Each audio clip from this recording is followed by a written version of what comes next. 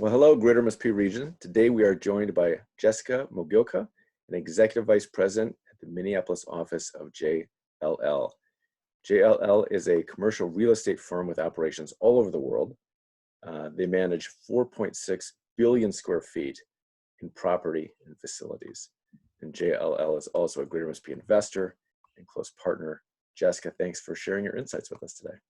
Thank you so much for having us, Peter. You guys do great work over at Greater MSP. Thank you. So let's get right into it. Okay. COVID-19 has changed the way we all work, and it's forcing us to rethink the traditional workspace. What trends are you seeing just in the past several weeks, within the region, maybe across the country and across the world? Yeah, it's been a really interesting couple of months. In the general real estate world, I'd say one of the biggest trends is that a lot of folks are just taking a pause. So if it's not a critical, mission critical, essential location, a lot of companies are saying, okay, business continuity first. So how can we ensure the business goes forward? And that's a spectrum, and individualized kind of plans are an absolute trend globally. Every company lands differently on your region. So where are you in your COVID response? Where are you in the peak or plateau or decline, hopefully, of some of the virus infections? How did your employees and your clients react initially? And how are they still engaging or not engaging with your business? So a lot of companies, really big picture globally is a pause. I think the other interesting piece to some of this is, while we don't know a lot, and at JLL, we're taking a very cautious outlook on giving advice. Frankly, we know that we don't know a lot about where this is going to end up. But some of the interesting conversations that we're having is that we are anticipating some trends that we were already seeing before the COVID pandemic struck. We're seeing some of those accelerating, actually. So they just may look a little different. So, the second time around for bell bottoms, it just has a slightly different flair. We're seeing a slightly different flair in a lot of these trends as they're kind of redeveloping and reshaping as we're going. So one big one is health and wellness. Has been a conversation in the real estate space. Whose responsibility is it? How are we bringing health and wellness and well-being? And what does that look like? And what does that actually mean for companies?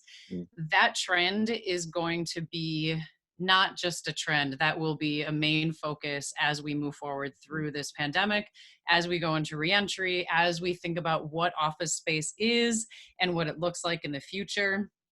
Flexibility has been a huge trend, and it just may look a little different. So the flair there is, how many days a week are we going to have folks stay at home? Is that a forever trend? Is that it's the where you work, the third location? There was already a shifting around of focus work versus collaboration versus the lovely new lobby that you have in your office building. So that trend, we see that accelerating and just kind of realigning with the new realities that we're dealing with today.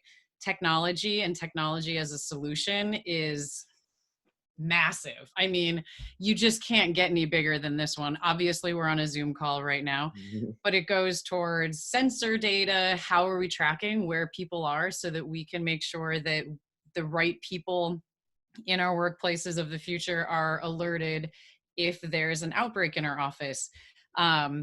Technology for grocery, for AI and automation and robotics and the industrial supply chain space. It's the acceleration of that adoption of technology. We're all on Microsoft Teams all of a sudden. I still don't know how to make it work, but don't tell anybody. E-commerce. Thanks. E-commerce was kind of slowly chipping away at that percent of the market share, and especially grocery online ordering is getting really big, and how that's going to continue to impact. And will you need to go back to the grocery store to squeeze your avocados? Time will tell. My mom probably will, but my mother-in-law loves grocery ordering and having it delivered. So So a lot of it is still depends on how all of this unwinds, but those are some of the big picture trends we're seeing. One that we've certainly been seeing a lot of, so density of office space, density of everything in the work built environment, and the associated floor plans that go along with that. 70% of all of our workplaces have either all or a good portion of open work plan inside of it. That we do see changing a little bit, and so that is a trend will shift. I think the last trend I'll hit on really quick is amenities and amenitization of office spaces and suburban spaces, and even having gyms inside of a warehouse kind of supply chain kind of manufacturing space. I think this is another example of the bell bottoms looking different. The new amenity may be really, really good air quality, and we are seeing in China some increased demand for Class A institutional ownership buildings that are viewed as higher quality Mm, and have better air quality and therefore better safety mm. for employees when they're re-entering the workplace. That's really interesting. So there's a lot there.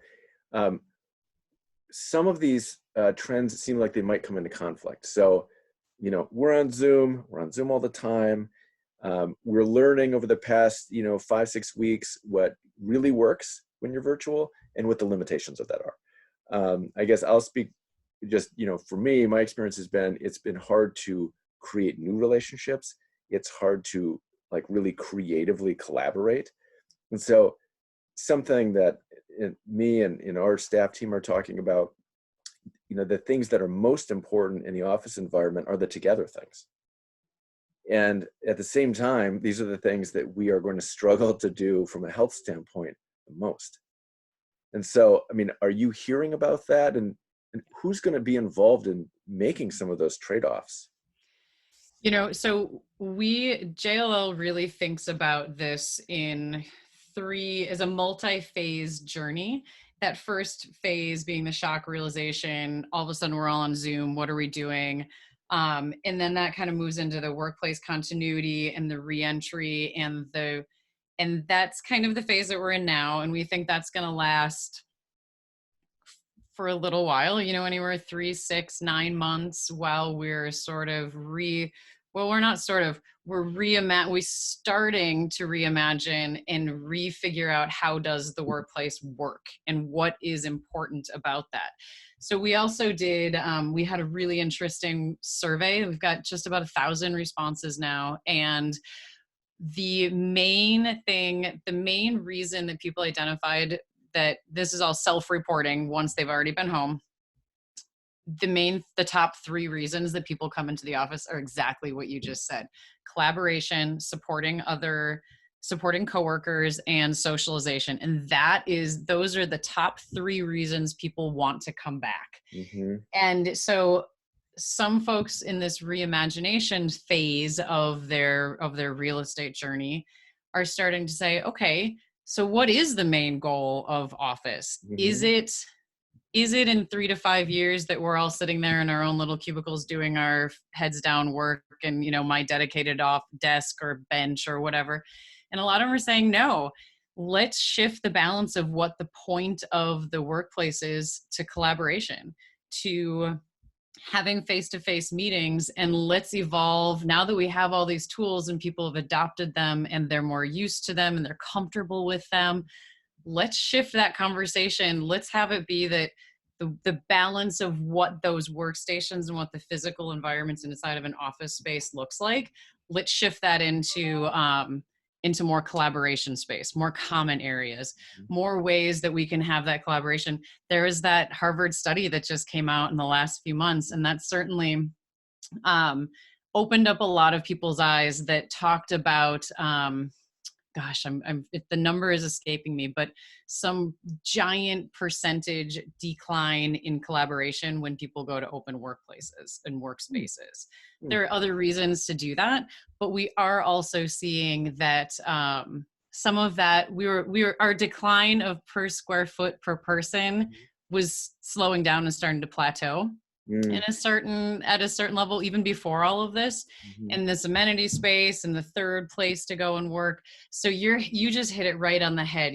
That's exactly what people are talking about, and starting to say we have this enforced pause. Mm-mm. What is the right future for our workforce, and how do we keep them safe, and how do we make sure they want to come back, and our clients and our customers? And it's a big conversation right now. And safety and productivity, we have to solve Hmm. for both at the same time. Um, you mentioned reentry, and that's kind of the phase we're entering now. Um, just a lot of toolkits coming out, a lot of advice being shared. Um, a lot of people are nervous about bringing their employees back, because there's a lot of unknowns. Do you have any practical tips for leaders and employers as we get closer week by week to bringing lots of our teams back? And are there any examples from companies or other employers around Minnesota that you've seen that would be worth sharing? Yeah, absolutely. I think there's four big buckets that folks should really be thinking through as in so many companies. This goes back to that individual company journey. Some folks had essential workers there, and they're fighting through this and figuring this out for the last 6 to 8 weeks, while some of us have been sitting in our basement offices.